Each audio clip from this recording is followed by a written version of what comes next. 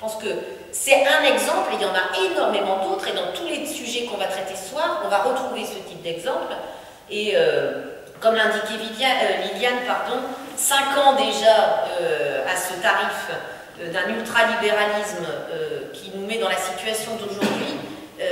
En ce qui me concerne, je n'imagine pas et je ne veux pas imaginer que nous vivions à nouveau 5 années de ce type, parce que je pense vraiment qu'on serait là dans un risque de rupture dans notre société et avec une montée forte de la révolte des personnes qui subissent des situations de plus en plus intolérables.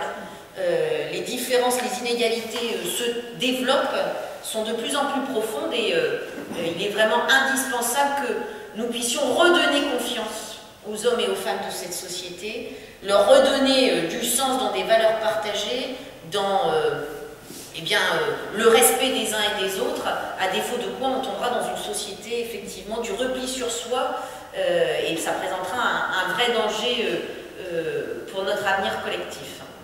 Donc, travail sur la formation tout au long de la vie. Ceux qui ont un emploi aujourd'hui, eh bien, ils ont un emploi. Certains ont la chance d'avoir un contrat à durée indéterminée, hein, le nombre de personnes aujourd'hui en situation de précarité, qui cumulent, qui développent qui cumulent les CDD, qui sont à temps partiel subis, sont de plus en plus nombreux. Et donc, le contrat à durée indéterminée, je le disais tout à l'heure, mais je le répète parce que c'est tout à fait déterminant, c'est bien le socle de notre droit du travail aujourd'hui, et il doit le rester. Et il ne doit absolument pas être remis en cause.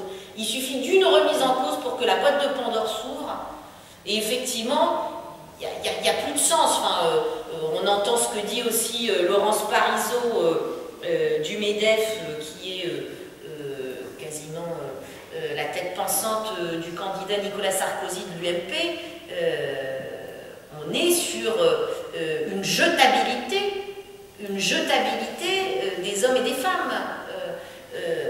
Plus aucune contrainte, que des devoirs aux salariés, plus de droits, sauf que le pacte de Ségolène Royal pose bien aussi un principe fondateur qui est tout droit renvoie à un devoir. À l'inverse, tout devoir induit aussi un droit, sinon ça n'a plus de sens. Hein. Et là, dans le droit du travail, on arrive dans une situation où on imposerait aux salariés que des devoirs et plus aucun droit. Et on est là, je redis aussi, sur une vision de la société tout à fait intolérable, parce que ceux qui sont dans des situations bien installées, bien assises, bien sécurisantes, sont bien moins menacés de ce système. Par contre, tous les autres, et donc la majorité, se trouvent dans des situations de précarisation.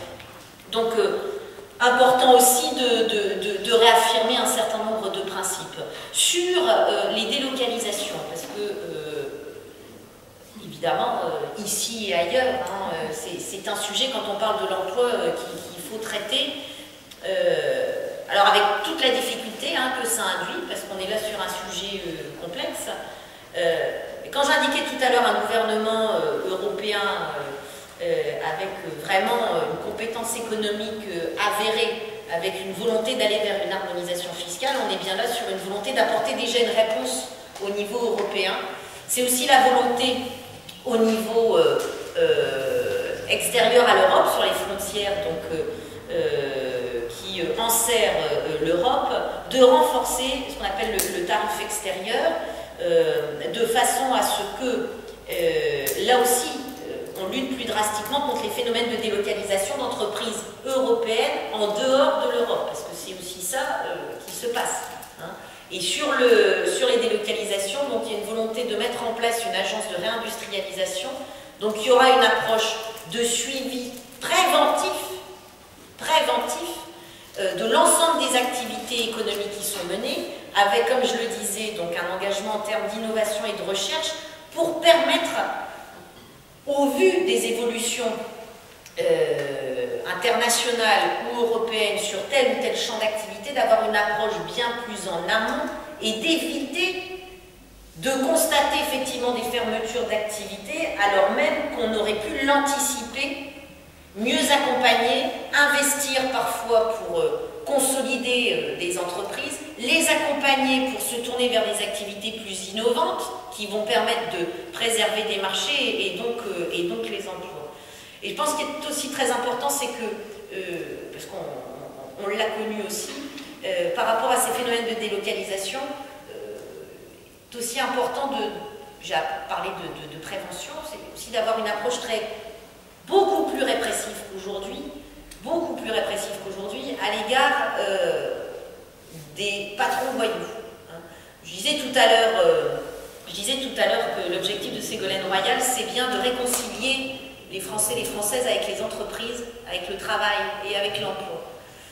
Mais pour que ça ait du sens de dire ça, ça veut dire que quand des gens quittent, comme des bandits de grand chemin, une entreprise, laissent sur le carreau des salariés, embarquent les machines, se comportent de façon qui pour moi est tout à fait délictuelle, eh bien il faut aussi que la puissance publique soit exemplaire dans ce qu'elle met en œuvre pour sanctionner ce type de dérive, parce que sinon ça n'a plus de sens que de vouloir réconcilier et de redonner confiance aux Français et aux Françaises par rapport donc à l'emploi et au travail.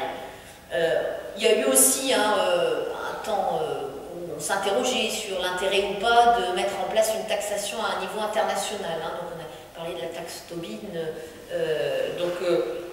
On est là aussi sur la volonté de travailler à un dispositif qui n'est pas encore complètement stabilisé, mais une vraie volonté d'intervenir de ce point de vue, là aussi, parce que la situation est telle qu'il faut qu'à un moment donné, la puissance publique se mobilise de façon encore plus prégnante sur un certain nombre de ces questions.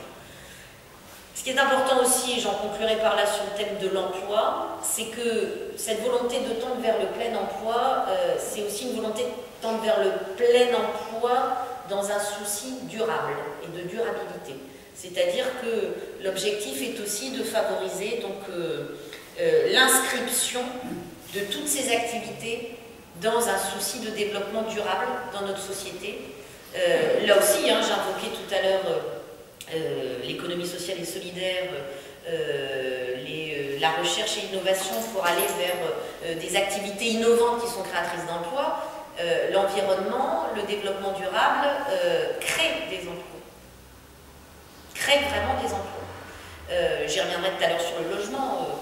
Si on impose un certain nombre de principes s'agissant des constructions de logements qui devraient davantage tendre vers ce qu'on appelle la haute qualité environnementale, de fait, ça induit des activités qui vont se développer, donc des emplois qui vont être créés, et tout ça a du sens aussi, je le rappelais tout à l'heure, par rapport à nos valeurs. On ne peut pas continuer à fonctionner en sachant qu'on menace les générations futures.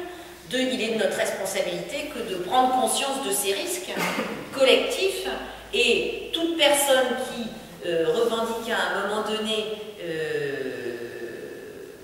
de se présenter à une élection majeure comme l'élection présidentielle ne peut pas envisager un développement qui ne s'inscrit pas dans ce souci de durabilité, parce que c'est notre responsabilité collective que de se donner les moyens, et bien que l'ensemble des perturbations, rien que climatiques, qu'on peut connaître, d'un certain nombre de catastrophes naturelles aussi qu'on peut connaître, ne pas simplement rester statique par rapport à ça, mais d'essayer de construire un autre système de développement qui prend en considération ces principes, notamment en diversifiant davantage les sources d'énergie, mais je ne vais pas développer ce point-là de façon plus avant, mais je tiens vraiment à insister sur le fait qu'il est complètement intégré dans le projet et aussi dans le champ du développement de l'économie. C'est un élément aussi important parce que c'est vraiment des propositions qui se veulent responsables par rapport aux enjeux internationaux, européens et nationaux qui existent en matière de travail et d'emploi. Voilà, je ne vais pas en dire beaucoup plus sur l'emploi parce que j'ai déjà été trop longue, mais c'est un sujet qui est très important, donc je pense qu'il faut prendre le temps aussi, et même si je n'ai pas pu aller en plus aussi loin que je voulais dans l'explication des différentes mesures, mais je me tiens à votre disposition pour répondre éventuellement à certaines de vos questions.